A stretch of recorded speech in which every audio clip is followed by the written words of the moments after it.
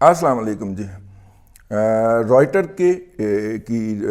Writer کے کی میں کہوں گا رپورٹر ہیں حمیرہ پامک، اور انہوں نے ایک خبر دی ہے،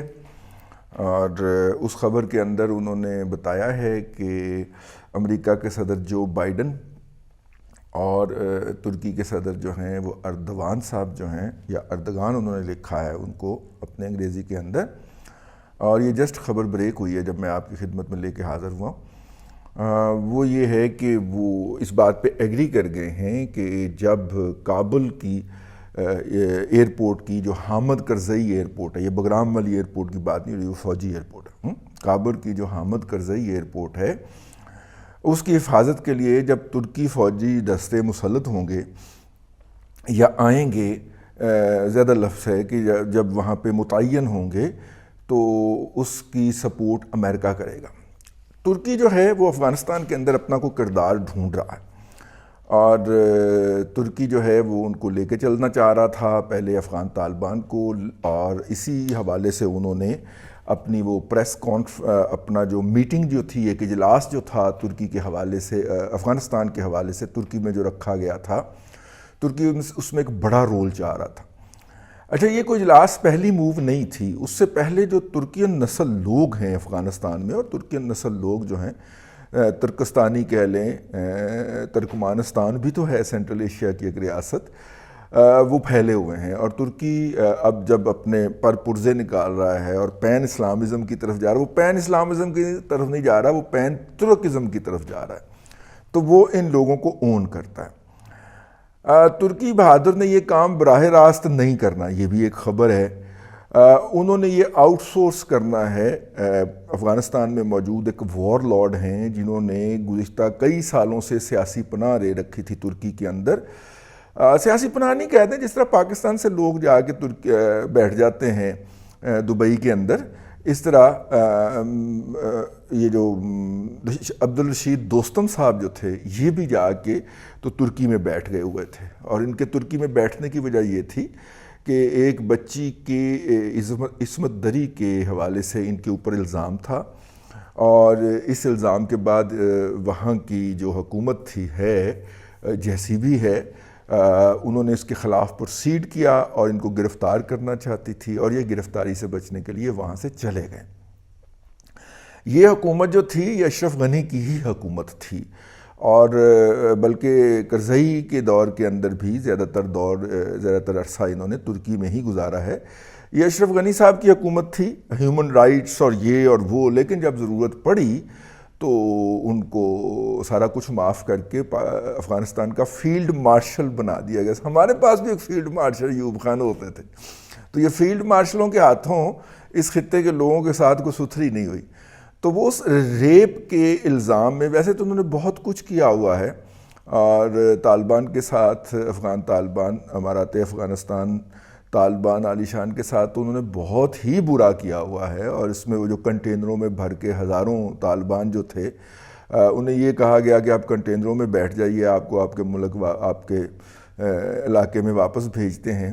اور اس میں وہ صوفی محمد کے لے جائے ہوئے بھی بہت سارے بے گناہ پاکستانی بھی شامل تھے۔ بڑی کوشش ہوئی ان کے ورثاء کی طرف سے کہ ان کو واپس لے آئیں، لیکن صوفی محمد صاحب گمراہ کر کے لے گئے ہوئے تھے ان کو، اور وہ وہاں پہ ان کے ہتھے چڑھ گئے، اور انہوں نے ان کو کنٹینروں میں بند کر دیا۔ پاکستان کے بھی کچھ لوگ تھے، لیکن زیادہ تر طالبان کے لوگ تھے، پشتون تھے وہاں کے، اور انہوں نے یہ جو تھا ان کے ساتھ ظلم کیا ہے۔ اور اگر افغان طالبان کی نظر کے اندر کوئی کرمنل ہے اور جس کو واقعی سزا دی جانی ہے، وہ عبدالرشید دوستم ہیں۔ عبدالرشید دوستم جو ہیں، اس سے پہلے جو ان کی جو وہ ملیشیا تھی، اسے گلم جم ملیشیا بھی کہتے تھے، کہ یہ جب آتے ہیں قتل و غارت گری کرتے ہیں اور اس کے بعد لوٹ مار کرتے ہیں، تو گھر میں بچھا، پختون روایت کے مطابق کہ گھر میں بچھا قالین تک اٹھا کے لے جاتے ہیں، یہ اتنے بڑے چور ہیں۔ تو یہ ہر رجیم کے ساتھ رہے ہیں جی۔ پہلے رشینز آئے تو انہوں نے رشین کے ساتھ مل کے تو مقامی افغانوں کو کیا، کیونکہ منارٹی ہے وہاں پہ، اور منارٹی جو ہے وہ ہمیشہ باہر سے آنے والی قوت کے الائز ہوتے ہیں۔ پاکستان میں بھی آپ دیکھ سکتے ہیں کتنی منارٹیز جو ہیں انہوں نے 9/11 کے بعد پاکستان میں جو دھما چوکڑی مچائی تھی سیکیورٹی کنٹریکٹر کے نام کے اوپر CIA نے، تو ان کے لوکل آپریٹو جو تھے وہ پاکستان کے اندر مذہبی اکائیوں میں سے مذہبی اقلیتوں میں سے لیے جاتے تھے، اور وہ ابھی تک وہ لوگ جو ہیں وہ میڈیا پہ بیٹھ کے بڑے دھڑلے سے کہتے ہیں کہ جناب ہم ان کو اسکارٹ کیا کرتے تھے. ٹھیک ہے، تو اسکارٹ کرنے کا مطلب تو آپ اعتراف گناہ کر رہے ہیں نا سر. تو لیکن یہ ہے کہ وہ مطلب کہ اداروں کے اندر سے بھی ڈھونڈ کے ان اکائیوں کو اپنے ساتھ CIA ملاتی تھی، کیونکہ یہ جو ہے یہ جسے کہنا چاہیے کہ اقلیت ہے، تو یہ میجورٹی کی طرف سے تھریٹ کا شکار ہے، تو یہ تو ہمارے بڑے کام کا ہے. یہ تو پھر آپ میڈیا کے اندر دیکھ لیں نا، میڈیا کے اندر جو BBC وائس آف امریکہ جو ہیں وہ یہاں پہ فکری، نظریاتی اور مذہبی اکائیوں کو اس اکثریتی ملک کے اندر اپنا نمائندہ مقرر کرتے ہیں. ذرا غور کیجئے گا اس کے اوپر. وہ بھارت ہو، وہ پاکستان ہو، وہ افغانستان ہو، وہاں پہ جو مذہبی یا ایتھنک اکائی ہوگی اس میں سے وہ اپنا نمائندہ چنیں گے. یہ ان کی ڈکلیئرڈ پالیسی ہے. تو CIA کی بھی یہی پالیسی ہے. تو اس میں انہیں پہلے وہ رشین کے ساتھ مل کے افغانیوں کے خلاف لڑے، پھر جب امریکنز آ گئے تو پھر امریکنز کے ہینڈز ان گلاب ہو گئے، اور 2008 تک انہوں نے خوب جو تھا وہ پشتونوں کا رگڑا لگایا. بیسیکلی وہ مل کے تو اپنے سکور بھی سیٹل کرتے تھے نا. ہاں، تو اب جناب ترکی نے پھر امریکہ کے وہاں سے جاتے ہی 2007-8 میں ان کو اون کر لیا، اور اون کر کے اور پھر ان کو وہاں پہ پناہ بھی دے دی اور وہاں پہ بڑے حالات بھی کر دیے. یہ اڑتا ہوا تیر جو ہے یہ بغل میں لینے کی ضرورت کیوں پیش آئی ہے اردوان صاحب کے؟ اس کی بیسک وجہ یہ ہے کہ طالبان نے ان کو بے عزت کیا ہے. وہ جو استنبول کانفرنس ہو رہی تھی علماء کی، اس میں نہ جا کر، اور وہ غصہ کار گئے، اور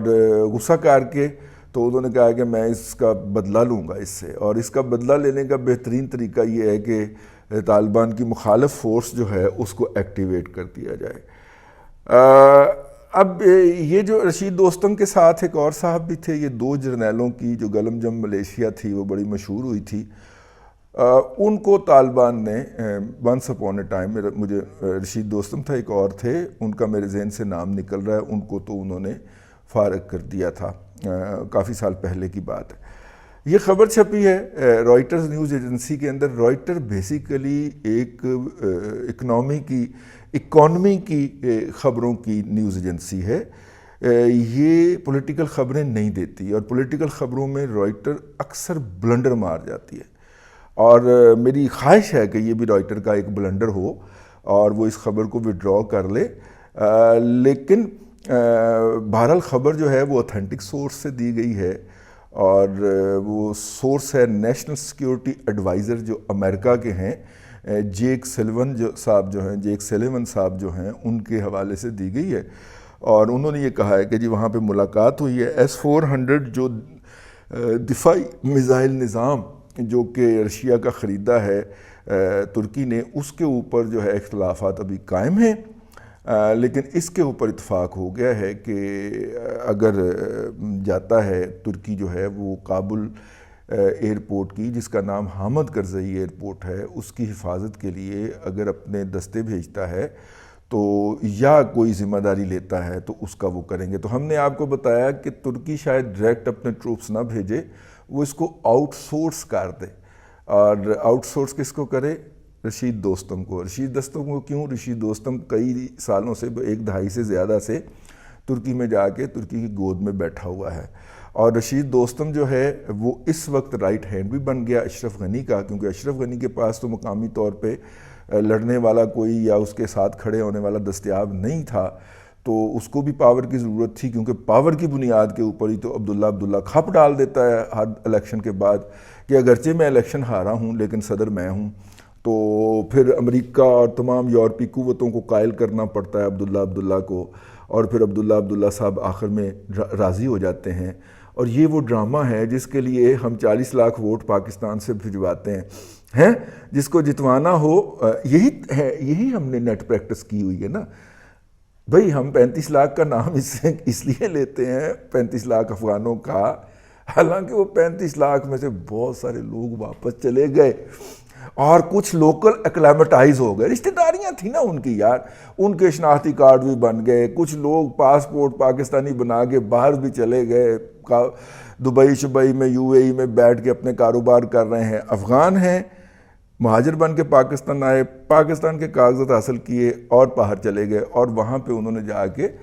یہ پاسپورٹ یا تو ابینڈن کر دیے اگر وہ کسی یورپی ملک میں ہیں اور وہ وہاں کی لوکل نیشنلٹی لے لی، اور یہ آپ کہتے ہیں ادھر ادھر بات چلی جاتی ہے تو تھوڑی تھوڑی وضاحتیں کرتے جانا چاہیے جن کی گنجائش ہے، بہت ساری وضاحتوں کی گنجائش نہیں ہوتی تو ہم ذرا ہلکا سا اشارہ کر کے گزر جاتے ہیں اپنی جان کی امان پاتے ہوئے۔ تو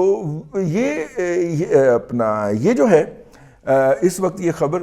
رائٹر نیوز ایجنسی نے پھوڑی ہے، اور اس کے بعد جو ہے دیکھیں اب طالبان کا ری ایکشن کیا آتا ہے اس کے اوپر،